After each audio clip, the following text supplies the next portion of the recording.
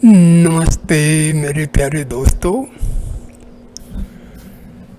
आज मैं आपको एक बहुत ही सुंदर कहानी सुनाने जा रहा हूँ, जो बालक मार्कंडेय की कहानी है। बहुत दिनों की बात है, हमारे देश में मृकंडू और मृदुवाती नाम के पति पत्नी रहते थे। हिमालय पर्वत के उत्तरी भाग में हरे भरे पेड़ों और पर्वतों से घिरे अपने छोटे से आश्रम में वे बड़ी श्रद्धा और भक्ति से शिव जी की पूजा किया करते थे।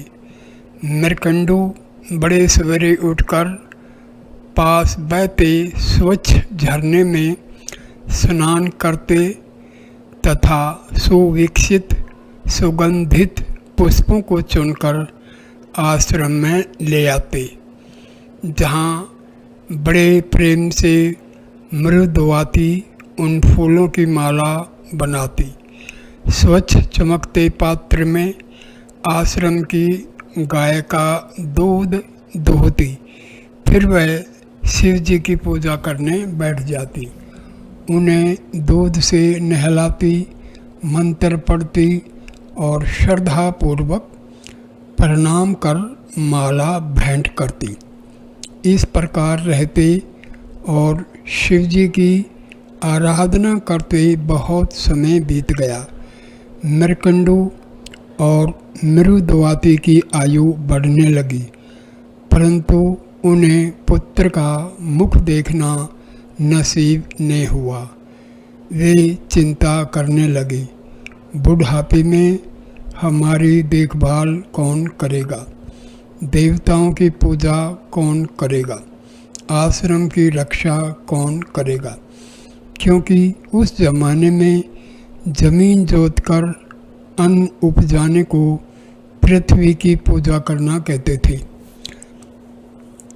आकाश, वायु, अग्नि और जल प्रकृति के इन वरदानों का उनके नियमों के अनुसार प्रयोग करना ही उस समय में इनकी पूजा करना समझा जाता था, और सारे विश्व की कल्याण कामना ही शिव जी की पूजा थी।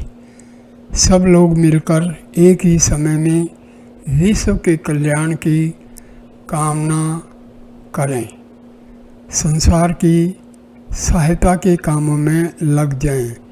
इसीलिए शिव जी के व्यक्तित्व की कल्पना की गई थी, क्योंकि शिव जी का ध्यान करते ही लोगों का ध्यान उनकी कल्याणकारी प्रवृत्ति पर केंद्रित हो जाता है। अंत में हताश होकर दोनों पति पत्नी एक दिन शिव जी का ध्यान करते हुए आश्रम के निकट बैठ गए और बोले, भोलानाथ, अब हम यहाँ से नहीं उठेंगे जब तक तुम हमारी इच्छा पूरी नहीं करोगे। बैठे बैठे उन्हें बहुत समय बीत गया, परंतु उनका दृढ़ संकल्प नहीं टूटा। उनका विश्वास था कि हो न हो एक दिन शिव जी ज़रूर उनकी प्रार्थना सुनेंगे और उनकी इच्छा पूरी होगी, क्योंकि उन दिनों अपनी हठ मनवाने, अपना संकल्प पूरा कराने का एक ही तरीका था, तपस्या, जो कि आजकल के उपद्रव, हड़ताल और तोड़ फोड़ करने से कहीं अच्छा था। आखिरकार शिव जी ने उनकी प्रार्थना सुन ली। उनकी तपस्या के आगे उन्हें हार माननी पड़ी। एक दिन बड़े सवेरे जब नित्य क्रम से निवृत्त होकर पति पत्नी ध्यान मगन बैठे थे, तो अचानक शिव जी प्रकट हुए। भस्मांकित मुस्कुराता चेहरा, नीला कंठ, माथे पर तीसरा नेत्र, हाथ में त्रिशूल, गले में सांपों की माला, सब कुछ ठीक ठाक था। बोले, मांगो क्या मांगते हो? भगवान हमें पुत्र की प्राप्ति हो।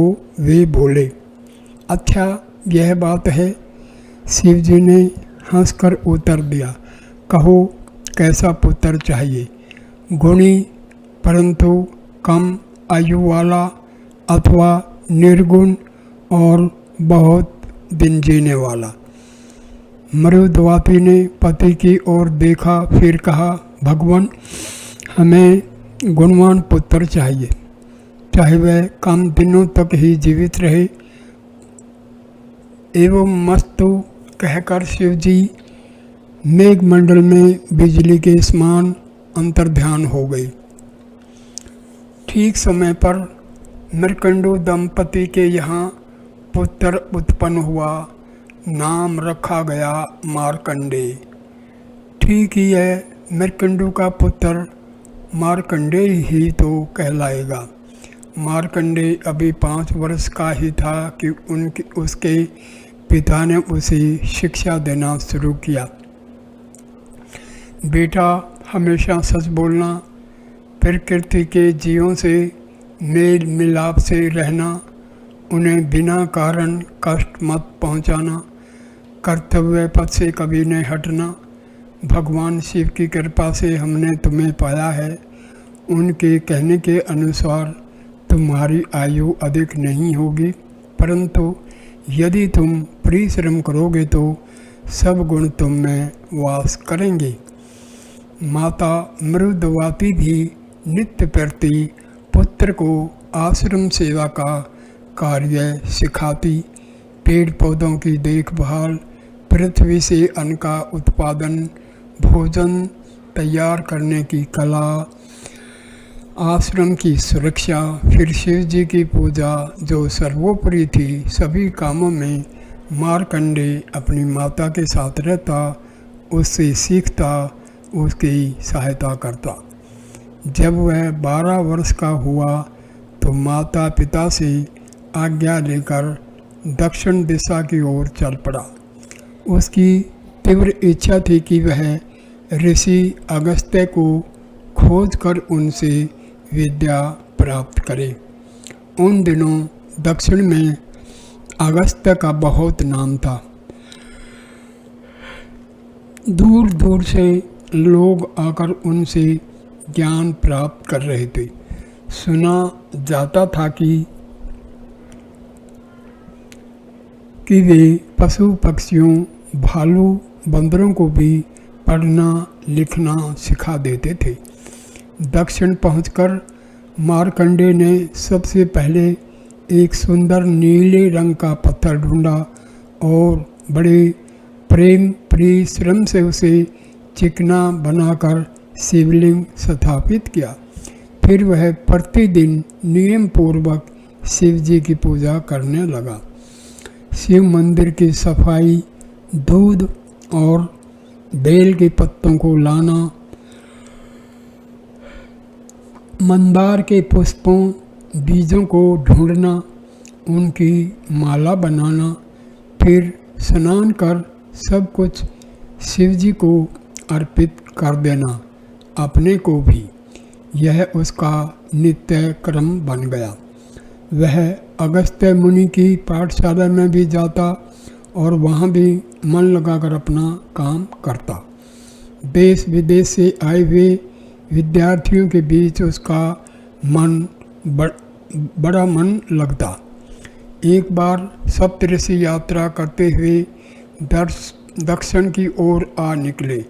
मार्कंडेय ने बड़ी श्रद्धा और भक्ति से सप्तऋषियों की सेवा की। मरीचि, अत्रि, अंगिरस, पुलस्त्य, पुलह, ऋतु और वशिष्ठ, ये 7 ऋषि उसकी सेवा से बड़े प्रसन्न हुए। उन्होंने कुछ दिन दक्षिण में ही रहने का निश्चय किया। यद्यपि उनका स्थायी निवास आकाश के उत्तरी भाग में मान सरोवर के ठीक ऊपर ध्रुव तारे के पास है। अंत में वह दिन आ गया जब सप्तऋषियों को वापस लौटना था।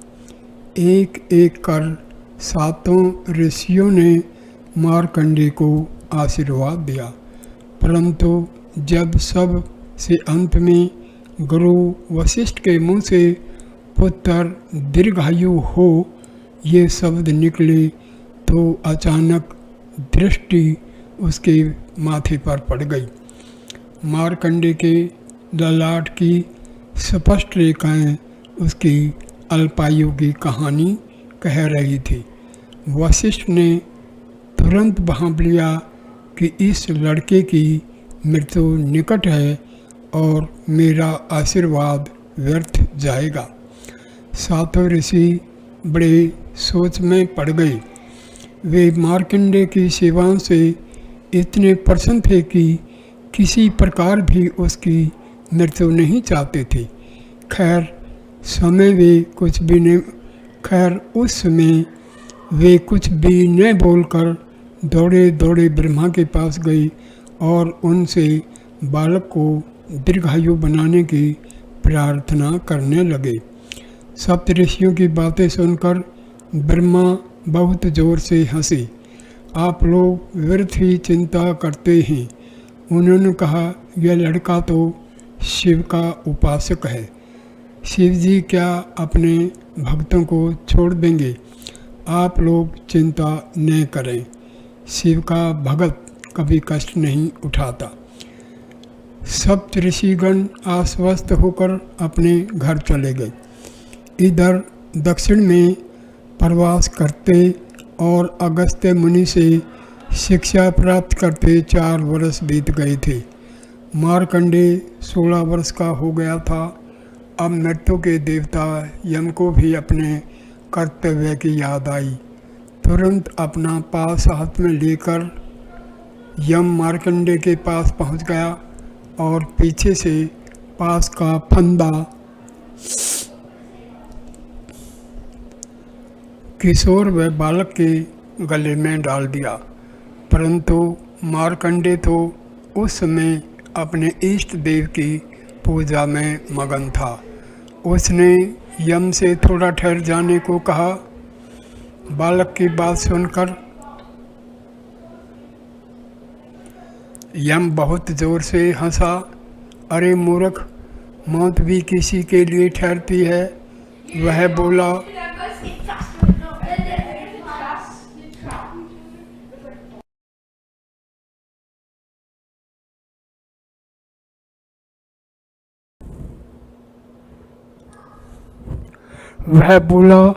और फंदे का एक और लपेटा बालक के चारों ओर खींच दिया, फिर उसे जोर से झटका।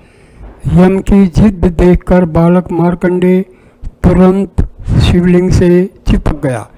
अपनी लंबी बलिष्ठ बाहों से उसने शिव जी को अपनी छाती से लगा लिया। उसे लगा समस्त पृथ्वी का और उसका अपना कल्याण भी उस समय उसकी शिवलिंग को चिपटाए रखने पर निर्भर है। चाहे जो हो जाए, वह शिव प्रतिमा को नहीं छोड़ेगा। इधर यम के क्रोध का पारा चढ़ने लगा। उसे अपने काम में विलंब की आदत नहीं थी। वह तो मिनटों में आता और आनन फानन में अपना काम करके चला जाता था। यम ने अपनी पूरी शक्ति से रेशमी डोरी को खींचा। बालक का गला रूंधने लगा। हे महादेव, रक्षा करो, वह चिल्लाया। अचानक शिवलिंग उसके हाथ से छूट गया और भगवान शिव प्रकट हुए अपने पूरे रौद्र रूप में।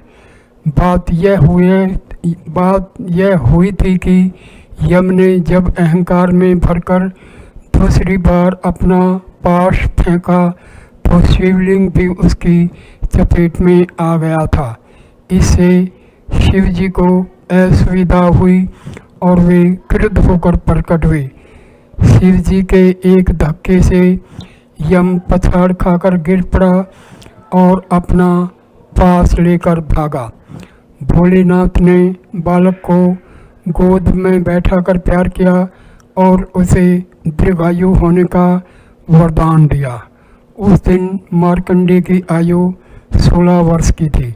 शिव जी की कृपा से उसमें आजीवन 16 वर्ष के नवयुवक के समान कार्य करने की शक्ति आ गई और मृत्यु के जीत लेने के कारण उसी दिन से लोग भोलेनाथ को भी मृत्युंजय कहने लगे। मार्कंडेय अपनी दृढ़ इच्छा और संकल्प शक्ति के कारण ही मृत्यु को पराजित करने में सफल हुआ था। यदि उसमें स्वयं जीवित रहने की प्रबल कामना न होती तो शिव जी भी उसकी सहायता नहीं करते, क्योंकि भगवान उन्हीं की सहायता करते हैं जो स्वयं अपनी सहायता करने को तत्पर रहते हैं। मृत्यु को मुख से बचकर किशोर मार्कंडेय और भी अधिक परिश्रम से पढ़ने लगा। उसके ज्ञान और विद्या की ख्याति दूर दूर तक फैलने लगी। एक बार व्यास मुनि के शिष्य जैमिनी यात्रा करते हुए मार्कंडेय के निवास की ओर आ निकले। व्यास मुनि जब महाभारत की रचना कर रहे थे तो जैमिनी के मन में महाभारत के कुछ प्रसंगों के संबंध में संदेह पैदा हुए थे। उन्होंने सोचा, चलो यह अच्छा मौका है मार्कंडेय की परीक्षा लेने का। उनके ज्ञान का पता भी चल जाएगा और अपने संदेह दूर होंगे सो तो होंगे ही। जैमिनी के प्रश्नों को सुनकर मार्कंडेय ने उन्हें अपने 4 शिष्यों के पास भेज दिया और कहा, यदि उनसे आपका समाधान न हो सके तो पुणे मेरे पास चले आना। मार्कंडेय के ये शिष्य विंध्याचल पर्वत पर पक्षियों का रूप धारण कर रहते थे। उन्होंने जैमिनी का स्वागत किया और उनके प्रश्नों का उत्तर दिया। मार्कंडेय बड़े मार्के के पंडित थे। उनके एक शिष्य का नाम कौष्टुकी था।